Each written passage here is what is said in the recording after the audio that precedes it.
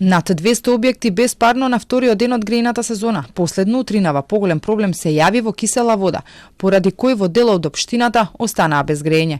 Од ЕСМ објаснуваа дека во многу објекти нема испорака на топлинска енергија поради дефект во внатрешните инсталации, кои се одговорност на самите потрошувачи. Во 21 објект имаше прекин на довод на електрична енергија во топлинската станица. Во 49 објекти екипите на операторот на дистрибутивниот систем немаа пристап до топлинската станица и 140 објекти беа оневозможени да добијат испорака на топлина од системот за централно грејење заради дефект во внатрешната инсталација на објектот. Но кога ќе биде поставен новиот топловод на мостот Беласица и натаму неизвестно. На прашањата на Телма дали тоа ќе се направи до крајот на годинава и зошто до почетокот на грејната сезона не беа направени сите потребни работи, од ЕСМ со сличен допис како и претходните недели. Активно се работело на проблемот и постојано биле во комуникација со град Скопје, под чија надлежност е мостот. Поради тоа што не е поставен, ниту регулаторите не се во можност да донесат нова цена за грејењето.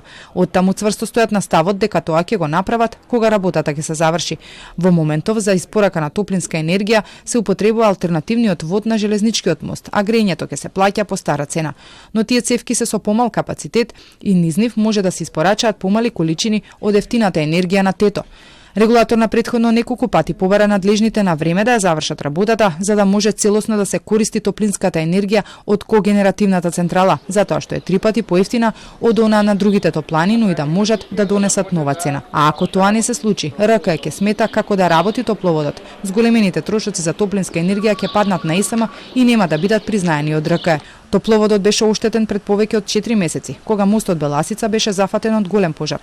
Цевките се набавија, но наместо да се постават, градот Скопје и ЕСМ со недели се препукуваа кој треба да ја заврши работата. Аваријата на мостот Беласица се случи речиси по 1 месец, откако ЕСМ доби нов директор. На местото на Васко Ковачевски дојде Васко Стефанов, кој не е многу присутен во јавноста. Главната комуникација со медиумите се сведува на дневни соопштенија од компанијата. ЕСМ минатата грејна сезона, освен струјата, доби задача да го менаџира и парното грејење, кое го користат околу 60.000 домаќинства.